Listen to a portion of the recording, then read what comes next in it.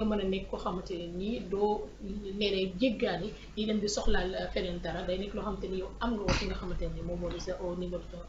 localité bi nga daal di nekk. juste rek li ngay soxla rek mooy boo bëggee génnee sa produit wala bëgg ko indi sa produit loolu tamit day nekk loo xamante ni dina am solo day tax ba tamit dina jouer ci li nga xamante ne sax mooy genre exode rural wala dara wala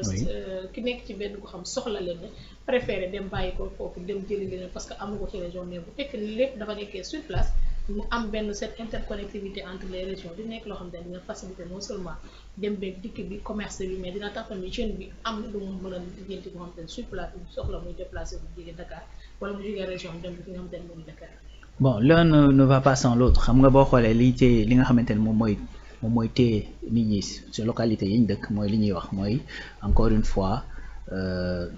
Matam am na phosphate bi c'est un très bon phosphate.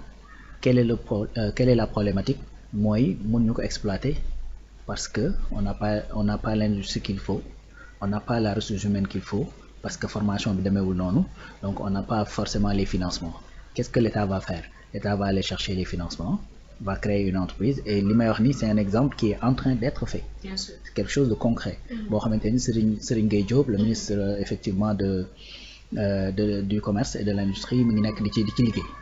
Donc très bien, une société qui exploite le phosphate à Matam ñu jël ay doomi Matam ñu daal di leen di defal des formations en installant une école boo xamante ne day former vers ces métiers là donc ñu former leen ñu mën a toog liggéey lool mais buñ ko liggéeyee ba pare liggéey duñ ko seen bopp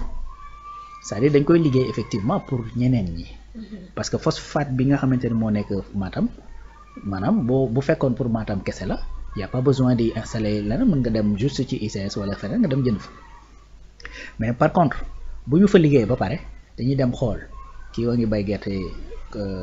ci zone Saloum bi kële ma ngay bay ay mangom ci dans le sud kii ma ngay bay ceeb fële et cetera ñu jël ko yóbbul leen ko mais pour yóbbul leen ko ça va passer par où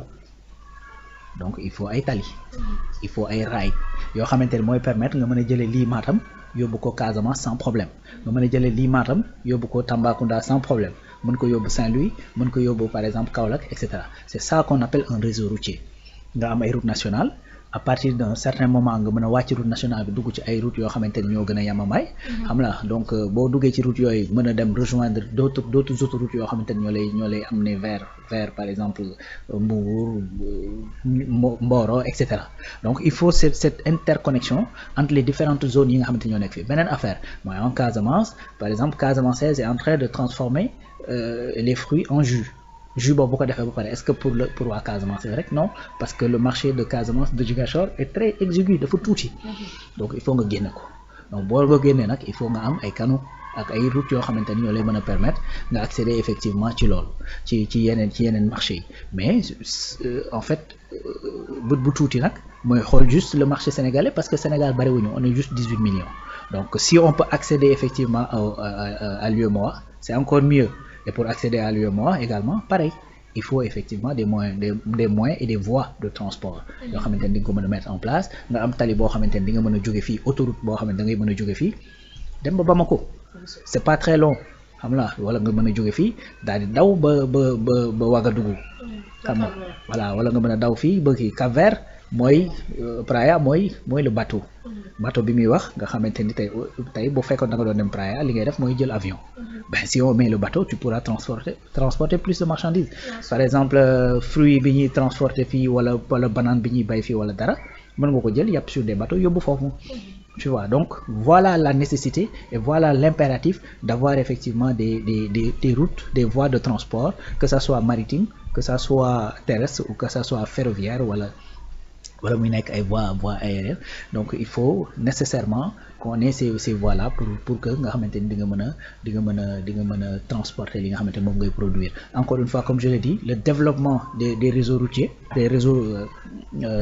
routiers bien sûr à la fois c'est un signe de développement mais également c'est un facteur de développement voilà parce que su fekkee ne amoo tali yu doy amoo déplacement bu doy après ce produit yu bari pour nga mën koo yóbbu fa nga ko war a yóbbu dans les temps qui sont impartis dafay compliqué. Alors 1640 milliards yoo xamante ni c'est déjà mobilisé état bu Sénégal teg na ko ak nga xamante ni moom moo di sur place mu nekk loo xamante ni une somme colossale boo xamante ni bari na mais si toutefois cette somme daal dinañ koy def fi nga xamante ni fi ñu ko war a def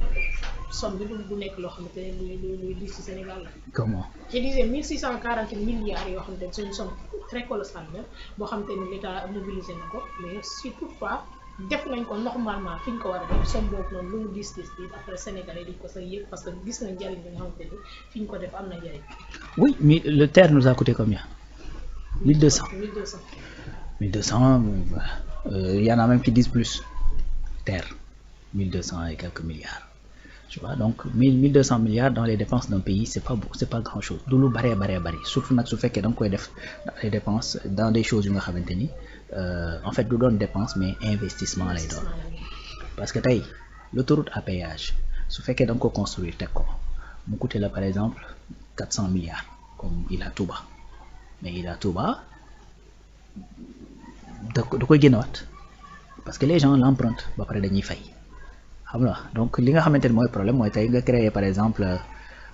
stade, c'est bien, stade lu bax la, mais war à chaque année nga war ci defaat 800 millions pour entretenir ko. Te y a aucune activité bo fay def bo xamanteni mën na générer cet entretien. Wala nga defa terre ku fay 1000 francs nga doli la ko 1000 francs pour que mu meuna déplacer wu. Voilà effectivement des dépenses yo xamanteni c'est pas des dépenses, voilà, c'est pas des investissements yo xamanteni dañuy structurer l'économie de ce pays là. Légui nak tay su fekkee ni yow da nga investir dans l'agriculture, investir dans l'industrialisation. Si tu n'investis pas dans des voies pour que ñu mëna transporter li ñuy bay ak li ñuy transformer, mais en réalité da koy transformer paré tek ko fofu.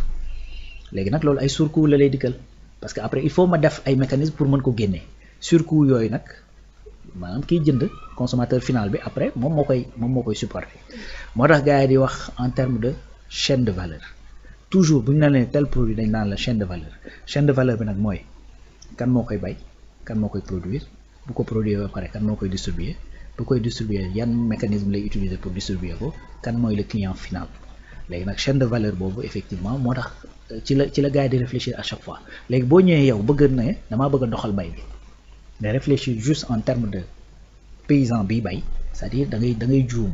parce que paysan mën naa bay ba pare doo am fokk ko yóbbul. Gis nañ fi ay paysans yu bay ba seen soble bari ñu gas ko suul parce que amuñu kuñ ko jaay, amuñu fuñ ko transporter parce que effectivement avant ñuy bay réfléchir ñu au marché bi nga xamante ni moom moo ko war a absorber. Bien sûr, c'est très bien moo tax léegi ñu lay wax chaîne de valeur. Léegi nag booy réfléchir ci bay bi pour fexe ba mu bay lu bari en même temps ngay réfléchir ci loolu tu dois réfléchir ci bu bayee ba noppi nag naka la koy def da koy transformer. Ok, d'accord, on va mettre en place une usine. Avant mu yegg ci usine bi fan la koy denc, on va mettre en place ben hangar bi fa lañ koy denc ba mu mën a dem ci usine bi nga xam ne du yàqu ci diggante bi. Donc dem na ci usine bi transporter na ko ba pare transformer ko ba pare naka lay def pour mën ko yóbbu ci consommateur ba nga xamante ne consommateur dina ko mën a jënd te du casser tireliiram maanaam du miras boppam pour mën ko jënd. Voilà, donc il faut que ñu am dans ce cas ay auto am tali boo xamante ni dina ko mën a yóbbul facilement mu mën cee jot rapidement balaa muy périmer balaa muy yàqu xam nga avec à moindre coût et cetera. Donc encore une fois moo tax chaîne de valeur loo tax may wax deuxième point bi ñuy aborder après nekk point bu am solo parce que tu vas voir que link la dañoo am lien. Donc boo bayee wala nga napp wala nga extraire ci say mine ba pare il faut nga wutal ko ay yoon yoo xamante ni ci lay jaar pour mën a dem ci centre yi nga xamante ni fa lañ leen di transformer bu jógee transformation bi il faut mu am ci yoon yu muy jaar ngeen mën a dem ci effectivement ñi nga xamante ni ñoom ñoo ci war a jot à temps. D'où la nécessité et l'impératif d'avoir ay réseaux routiers yoo xamante ni dañuy connecté que ça soit nag muy train bi muy tali bi muy bateau yi muy avion yi loolu nécessité la boo xamante ni dañ koy loolu. En plus de ça il y a même des gens yoo xamante ni juste pour le déplacement des affaires par exemple ku nekk Tamba xëy suba war a ñëw Dakar pour def ci benn entretien wala pour wax ak benn bailleur wala wax ak benn kii nga déplacé wu ñëw. Wa ila nga nekk Tamba la connectivité est telle que d'où effectivement le dernier point l'IA la connectivité est tellement bon que nu ma koy tuddee ci le New Deal technologique est tellement en place ba nga xamante ne da ngay nekk Tamba rek après tu connectes le gars par via effectivement les moyens technologiques après ngeen def seeni points def li ngeen def ak yu demee noonu donc tout est imbriqué tout est lié donc à chaque fois booy réfléchir da ngay réfléchir en terme beaucoup plus global nga xamante ni doo bàyyi doo lijjanti baykat bi ba mu bàyyi lu bari ba pare après léegi nag nga war a réfléchir ci comment on va faire pour évacuer ko. mais noonu alors comme ni nga ko waxee rek une autre somme koo xamante ne nii mu toll ci 1310 milliards yoo xamante